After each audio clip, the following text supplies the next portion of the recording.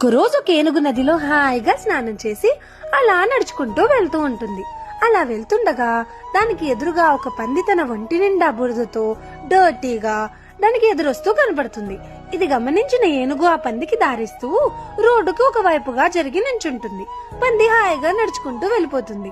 అలా వెళ్ళగానే పంది తన ఫ్రెండ్స్ అందరినీ పిలిచి హాహాహాహా, చూసారా, ఏనుగంతటి వాడే నన్ను చూసి భయపడ్డాడు అని నవ్వుతూ అహంకారంతో చెప్తుంది.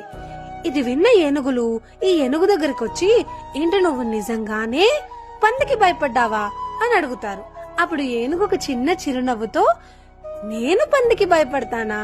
నేననుకుంటే పందిని నా కాలు కింద నలిపేయచ్చు, కానీ అలా నలపడం కూడా నాకు ఇష్టం లేదు.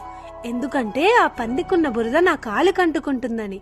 అందుకే నేను పక్కకు జరిగి దానికి దారిచ్చాను అని చెప్తాడు. లైఫ్ లో కూడా అంతే, ఒక్కొక్కసారి నెగటివిటీ మనల్ని వెతుక్కుంటూ మన వైపుగా వస్తుంది.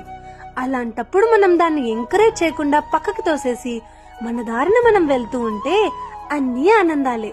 బురదని అంటించుకోకుండా తోసేయగలిగేవాడే తెలివైన వాడు. లైఫ్ లో ఎప్పుడూ నేర్చుకోవాల్సిన బిగ్గెస్ట్ వెపన్ ఇగ్నోరింగ్.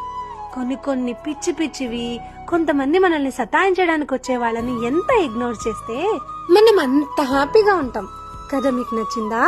జాగ్రత్త.